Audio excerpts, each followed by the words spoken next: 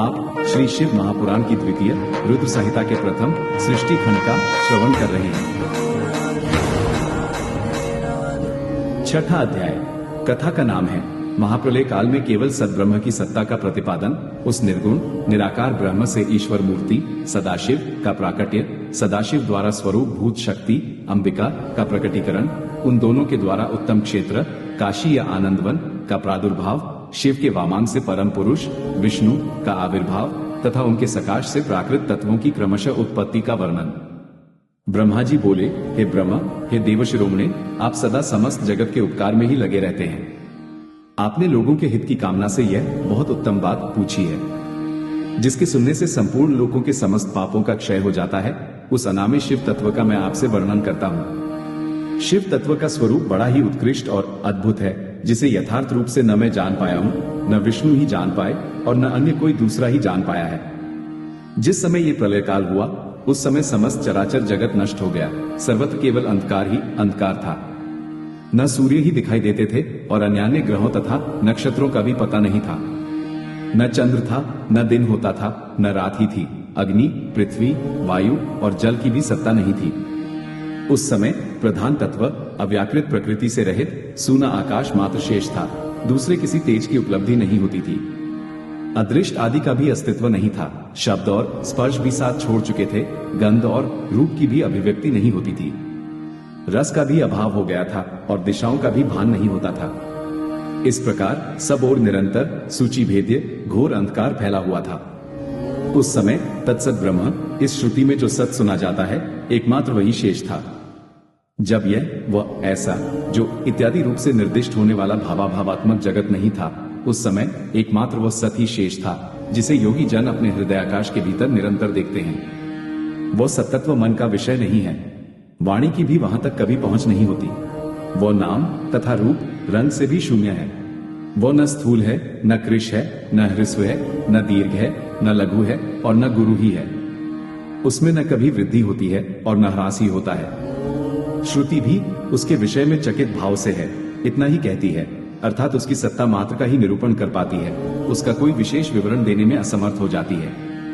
वो सत्य, ज्ञान स्वरूप, अनंत, परमानंदमय, परम ज्योति स्वरूप, अप्रमेय, आधार रहित, निर्विकार, निराकार, निर्गुण, योगिगम्य, सर्वव्यापी, सबका एकमात्र कारण, निर्विकल्प, निरारंभ, माया शून्य, उपद्रव रहित, अद्वितीय, अनादि, अनंत, संकोच, विकास से शून्य तथा चिन्मय है।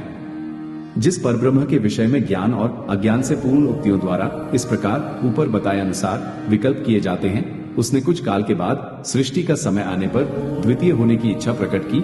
उसके भीतर एक से अनेक होने का संकल्प उदित हुआ। तब उस निराकार परमात्मा ने अपनी लीला शक्ति से अपने लिए मूर्ति आकार की कल्पना की। वो मूर्ति संपूर्ण ऐश्वर्य गुणों से संपन्न, सर्वज्ञानमयी, शुभ स्वरूपा, सर्वव्यापिनी, सर्वरूपा, सर्वदर्शिनी, सर्वकारिणी, सबकी एकमात्र वंदनीय, सर्वाद्या, सब कुछ देने वाली और संपूर्ण संस्कृतियों का केंद्र थी। उस शुद्ध रूपिणी ईश्वर मूर्ति की कल्पना करके वह अद्वितीय, अनादि, अनंत, सर्वप्रकाशक, चिन्मय, सर्वव्यापी और अविनाशी परब्रह्म अंतर्हित हो गया। जो मूर्ति रहित परम ब्रह्म है, उसी की मूर्ति चिन्मय आकार भगवान सदाशिव है। अर्वाचीन और प्राचीन विद्वान उन्हीं को ईश्वर कहते हैं। उस समय एकाकी रहकर स्वेच्छानुसार विहार करने वाले उन सदाशिव ने अपने विग्रह से स्वयं ही एक स्वरूपभूता शक्ति की सृष्टि की, जो उनके अपने श्रेण से कभी अलग होने वाली नहीं थी। उस पराशक्ति को प्रधान, प्रकृति, गुणवती, माया, बुद्धि तत्व की जननी तथा विकार रहित बताया गया है। वह शक्ति अंबिका कही गई है। उसी को प्रकृति, सर्वेश्वरी, त्रिदेव जननी, नित्या और मूल कारण भी कहते हैं। सदाशिव द्वारा प्रकट की गई उस शक्ति की 8 भुजाएं हैं। उस शुभलक्षणा देवी के मुख की शोभा विचित्र है। वो अकेली ही अपने मुखमंडल में सदा पूर्णिमा के 1 सहस्र चंद्रमाओं की कांति धारण करती है। नाना प्रकार के आभूषण उसके श्री अंगों की शोभा बढ़ाते हैं। वो देवी नाना प्रकार की गतियों से संपन्न है और अनेक प्रकार के अस्त्र शस्त्र धारण करती है। उसके नेत्र खिले हुए कमल के समान जान पड़ते हैं। वो अचिंत्य तेज से जगमगाती रहती है। वो सबकी योनि है और सदा उद्यमशील रहती है। एकाकिनी होने पर भी वह माया संयोगवशात अनेक हो जाती है। वे जो सदाशिव हैं, उन्हें परम पुरुष, ईश्वर, शिव, शंभु और अनीश्वर कहते हैं। वे अपने मस्तक पर आकाश गंगा को धारण करते हैं। उनके भालदेश में चंद्रमा शोभा पाते हैं। उनके 5 मुख हैं और प्रत्येक मुख में 3 नेत्र हैं। 5 मुख होने के कारण वे पंचमुख कहलाते हैं। उनका चित्त सदा प्रसन्न रहता है। वे 10 भुजाओं से युक्त और त्रिशूलधारी हैं। उनके श्री अंगों की प्रभा कर्पूर के समान श्वेत गौर है। वे अपने सारे अंगों में भस्म रमाए रहते हैं। उन कालरूपी ब्रह्म ने एक ही समय में शक्ति के साथ शिवलोक नामक क्षेत्र का निर्माण किया था। उस उत्तम क्षेत्र को ही काशी कहते हैं। वह परम निर्वाण या मोक्ष का स्थान है जो सबके ऊपर विराजमान है। ये प्रिया प्रियतम रूप शक्ति और शिव जो परमानंद स्वरूप हैं, उस मनोरम क्षेत्र में नित्य निवास करते हैं। वह काशीपुरी परमानंद रूपिणी है। हे मुने, शिव और शिवा ने प्रलय काल में भी कभी उस क्षेत्र को अपने सानिध्य से मुक्त नहीं किया है। इसलिए विद्वान पुरुष उसे अविमुक्त क्षेत्र भी कहते हैं। वह क्षेत्र आनंद का हेतु है, इसलिए पिनाकधारी शिव ने पहले उसका नाम आनंदवन रखा था। उसके बाद वह अविमुक्त के नाम से प्रसिद्ध हुआ। हे देवर्षे, एक समय उस आनंदवन में रमण करते हुए शिवा और शिव के मन में यह इच्छा हुई कि किसी दूसरे पुरुष की भी सृष्टि करनी चाहिए, जिस पर सृष्टि संचालन का महान भार रखकर हम दोनों केवल काशी में रहकर इच्छानुसार विचरण करें और निर्वाण धारण करें। वही पुरुष हमारे अनुग्रह से सदा सबकी सृष्टि करे, वही पालन करे और अंत में वही सबका संहार भी करे। ये चित्त एक समुद्र के समान है। इसमें चिंता की उत्ताल तरंगे उठ उठकर इसे चंचल बनाए रखती हैं। इसमें सत्वगुण रूपी रत्न, तमोगुण रूपी ग्राह और रजोगुण रूपी मूंगे भरे हुए हैं। इस विशाल चित्त समुद्र को संकुचित करके हम दोनों उस पुरुष के प्रसाद से आनंद कानन काशी में सुखपूर्वक निवास करें। यह आनंदवन वह स्थान है जहां हमारी मनोवृत्ति सब ओर से सिमटकर इसी में लगी हुई है तथा जिसके बाहर का जगत चिंता से आतुर प्रतीत होता है। ऐसा निश्चय करके शक्ति सिद्ध सर्वव्यापी परमेश्वर शिव ने अपने वाम भाग के 10वें अंग पर अमृत का सिंचन किया। वहां उसी समय एक पुरुष प्रकट हुआ जो तीनों लोकों में सबसे अधिक सुंदर था। वह शांत था, उसमें सत्वगुण की अधिकता थी तथा वह गंभीरता का अथाह सागर था। मुने, क्षमा गुण से युक्त उस पुरुष के लिए ढूंढने पर भी कहीं कोई उपमा नहीं मिलती थी। उसकी कांति इंद्रनील मणि के समान श्याम थी। उसके अंग अंग से दिव्य शोभा छिटक रही थी और नेत्र प्रफुल्ल कमल के समान शोभा पा रहे थे। उसके श्री अंगों पर सुवर्ण सदृश कांति वाले 2 सुंदर रेशमी पीतांबर शोभा दे रहे थे। किसी से भी पराजित न होने वाला वह वीर पुरुष अपने प्रचंड भुजदंडों से सुशोभित हो रहा था। तदनंतर उस पुरुष ने परमेश्वर शिव को प्रणाम करके कहा, हे स्वामी, मेरे नाम निश्चित कीजिए और काम बताइए। उस पुरुष की यह बात सुनकर महेश्वर भगवान शंकर हंसते हुए मेघ के समान गंभीर वाणी में उससे कहने लगे। शिव जी बोले, हे वत्स, व्यापक होने के कारण तुम्हारा विष्णु नाम विख्यात होगा। इसके अतिरिक्त और भी बहुत से नाम होंगे जो भक्तों को सुख देने वाले होंगे। तुम सुस्थिर होकर उत्तम तप करो, क्योंकि वही समस्त कार्यों का साधन है। ऐसा कहकर भगवान शिव ने श्वास मार्ग से श्री विष्णु को वेदों का ज्ञान प्रदान किया।